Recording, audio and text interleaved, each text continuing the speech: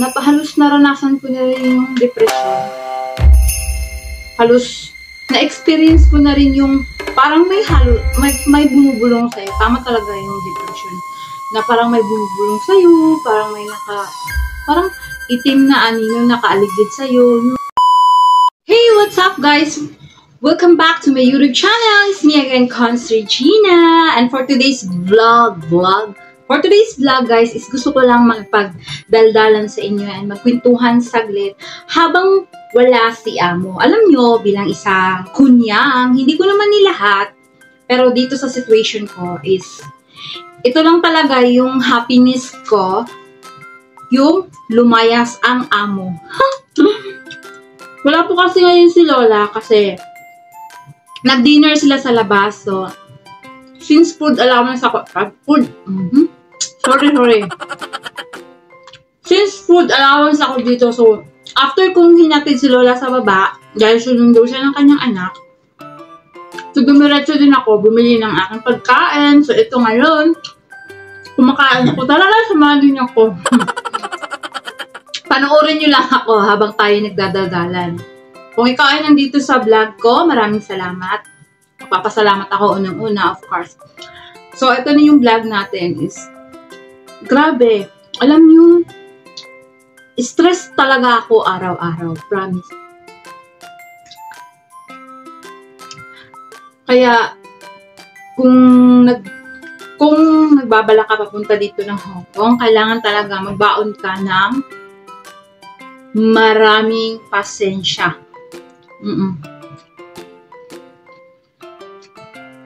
Lalo na kapag nag-aalaga ka ng bata or matanda. Bata at saka matanda. Ay, kahit ano.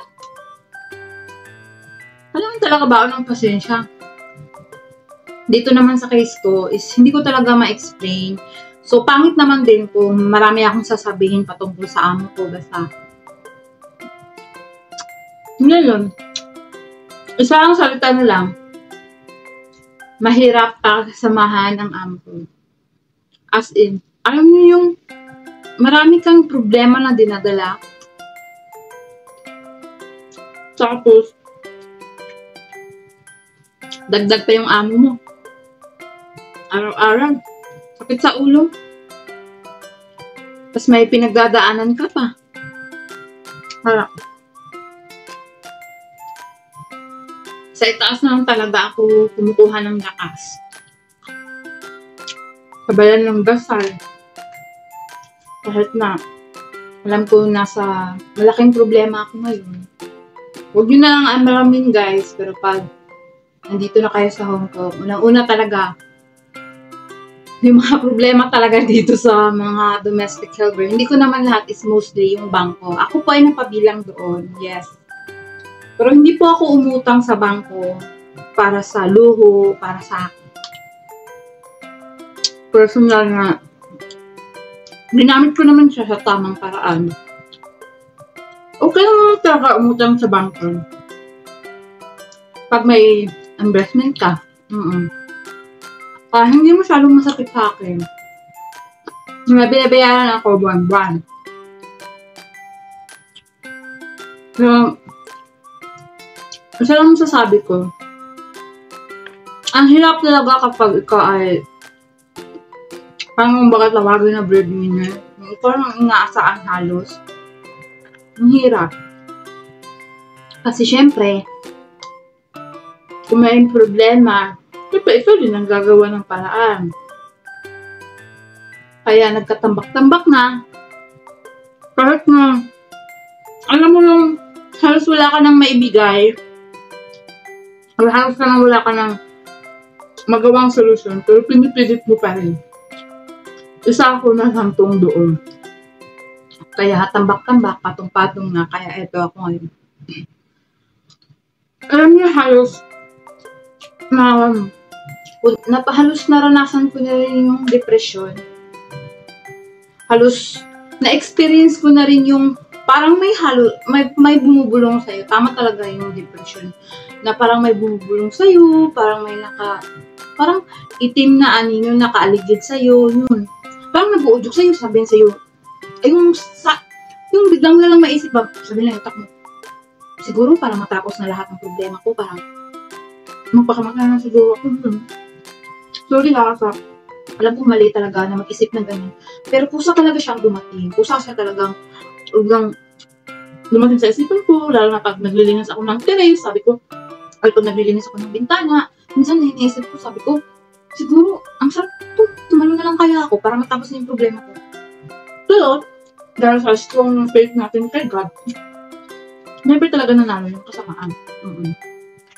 Kaya, gaano man ako ka-stress, gaano man kabigat ang problema na hinaharap ko sa ngayon, kailangan ko talagang maging matatag. Ibay ng loob na kailangan ko lakasan ng loob ko. Dahil alam ko, lahat ng problema ay may solusyon. Hindi solusyon yung magpapakamatay. Alam niyo ba dito sa Hong Kong, ang dami ng mga domestic helper na napapabalita na yun, nag-victim sila, yun, they commit suicide. Ilan na, marami na halos buwan-buwan na halos may namamatay dahil doon. Unang-una talaga, mostly yung problema nila dito sa bangko, tapos financial problem talaga, problema sa family, kahit anong problema. Ganun, yung nasa sa atin lang kasi, kung gaano tayo kalakas na harapin yung problema, kung mahina ka talagang sasakay sa iyo ang masama. Talagang magagawa mo yung isang bagay na hindi naman dapat talaga gagawin, yung itilin mo yung buhay. Siyempre, dahil hilihiram lang natin itong ating buhay. So, like na si God ang mismo kukuha sa atin, hindi yung tayo ang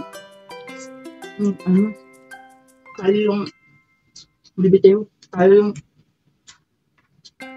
puputo sa buhay natin. Ang sarap pa kayo mabuhay. Oo, ganun lang talaga ang buhay. Hindi natin maiiwasan yung problema. Kasi, hindi naman successful ang buhay natin kapag wala tayong mga problema na dadaanan, di ba? Sayang ako, ang pala sabi ko, nagsuda akong girlfriend to. Ayoko sana kumain. Kasi, nagugutom ako kasi buong araw hindi ako kumain. Pero sabi ko, ay, bili na lang ako dun sa baba. Kaya eto, bumili ako. Pero nga lang guys, lahat naman siguro ng trabaho is walang magaan. Nasa sa atin lang yun, paano natin dadalhin. I mean, kaya yung trabaho, kahit din yan sa problema natin.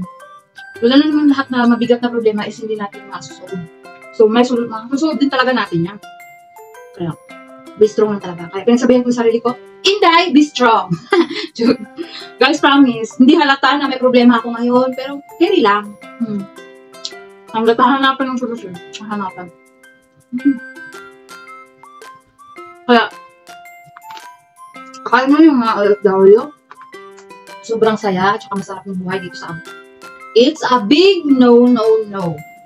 Well, sa kanila yung masasabi kapag maranasan nyo na, pag magtrabaho kayo dito sa abroad. So, kaway-kaway sa paa. Ito yung kasi ninyo guys. So, alright guys, I have to continue to eat my dinner. So, it's time for me to bye-bye for now. Bye-bye muna guys. So, yun lang yung maiksing kwentuhan natin. So, bye-bye! Bye-bye! Oh, so if you haven't subscribed to my channel, huwag ka naman pa-subscribe and hit the tiny bell button para update kayo sa lahat ng mga video na i-upload ko pa.